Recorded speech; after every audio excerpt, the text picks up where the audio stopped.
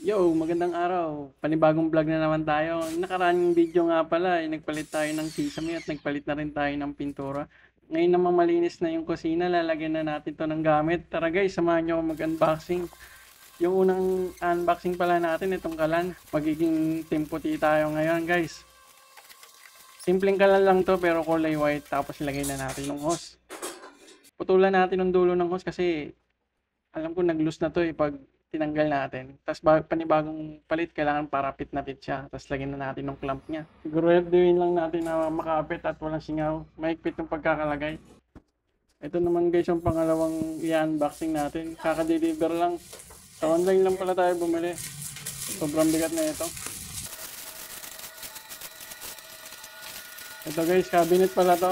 Lalagay natin sa kusina para yung lagayin ng mga tupperware at mga abobot na itago. Ang pinag-partner ko muna. Ito yung mga hinge niya at screw. And pagkatapos natin partner yung mga upside, tapos yung gitna, yung likod, pwede na natin i-assemble. Tara!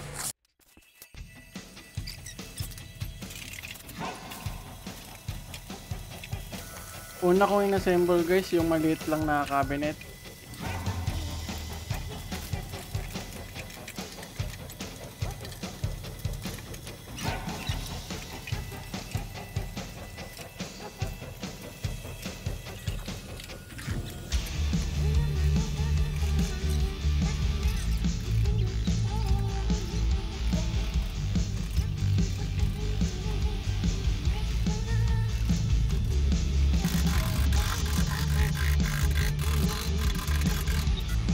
Bali dito tayo magbabarena.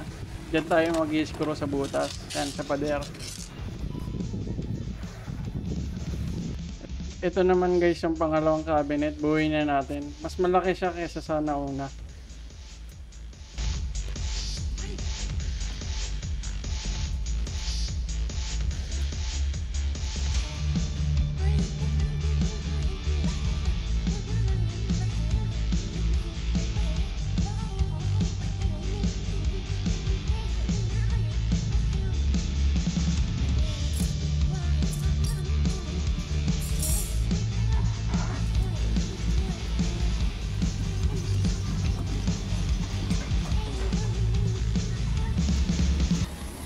After natin makabit yung pagtutornilyo sa pader, pwede natin ilagay yung cover.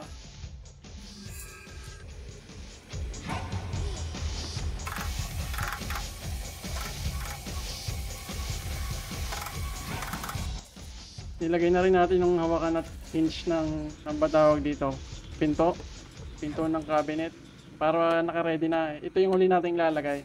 Wag muna natin ikakabit ito kasi sobrang bigat ng cabinet. Tara, pwede na natin ilagay sa kusina. So guys, nag-mark muna ako dito ng pagbubutasan ko para mamaya barinahan ko na lang. Ginamitan ko ito ng level bar para pantay. Barinahan na natin.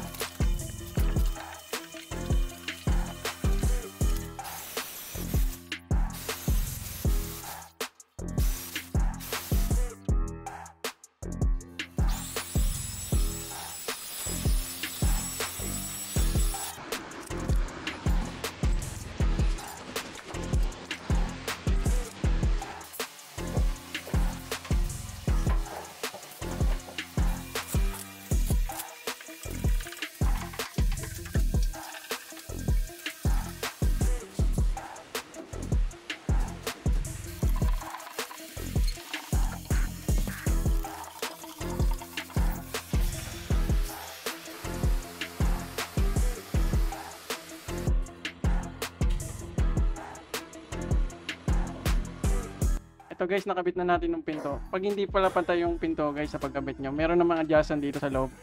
Ito guys, oh, makikita nyo, magpapantay to. Ayan o, yung sidings niya sa pinto, nagpantay. Ayan guys, makikita nyo pantay na. Ayan, testing natin, buksan. Kung bumabangga, sakto lang naman. Yung ayoko lang dito, yung mabaho eh. So okay pa din yung aluminum na pasadya. Pero walang budget eh, kaya okay na to. Ayan. Gawin natin yan sa lahat ng pinto dito. Tara, let's go!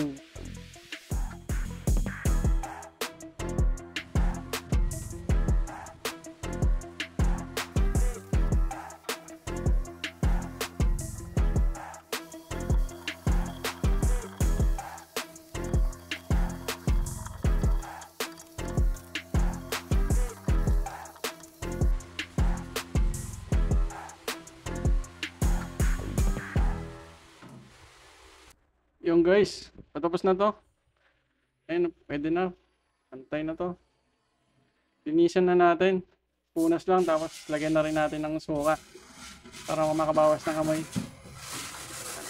Linis muna tayo guys.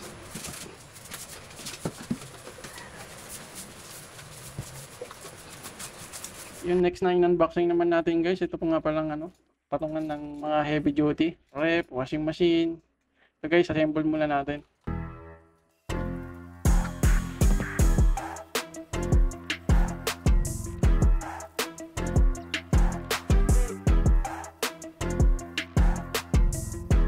So guys, nilagay na natin sa rep. Tulakan natin yung rep. Yung rep pala, bago rin to. Hindi natin na-unboxing. Kasi yung nag-deliver, sila na yung nag-unboxing. Para makita kung may damage. Para secure yung rep natin, lagyan na rin natin ng ABR. Ito. Yan na guys. Alam nyo ba guys na tinanggal ko rin yung rack ng rep? Nagbabibrate pala. Dapat masyadong matigas yung kapit ng rep. Kaya nilagay ko na lang sa washing machine. Tapos di ko na nilagyan ng patungan yung rep. Ito guys, may bago din tayong biniling patuluan. Para may patuluan tayo ng mga platong na pinagugasan bago ilagay sa lagayan. Pero hindi ko muna ilalagay ito, may gagawin ako dito eh. Mamasilyan ko yung mga duktungan na open, tapos babalik rin natin. Bubuhusan natin ng pintura, yung loob. Aabot to ng mga 5 taon mahigit. Ito na pala yung dating gamit dito. Binabalik na natin. Ito muna yung pansamantagal kong lagayan ng mga kawali. And lagay ko na rin mga tubig. Oven toaster, microwave, mga kalderos, taas, saka sa ilalim. Habang nag-ayos pala guys, napansin ko yung bintana, ang dumi pala. Tapos kakaiba yung kulay pula, primer pa lang. Kaya diretso ko na sa final coat. Pinturahan ko na rin ng puti. Finisin na rin natin. Siya na lang na ibang kulay guys, itong bintana. Ito pala yung labahan namin sa likod. Maliit lang at makalat. Simulan ko munang linisin at lihain ng maduming bintana para masimulan na rin natin mapintura. Bale, ito na rin yung aking pangwakas sa video ng ito. Maraming salamat sa panonood. Abangan nyo ulit guys yung susunod na video natin kasunod nito. Idadamay na natin yung buong sala. Pipinturahan natin.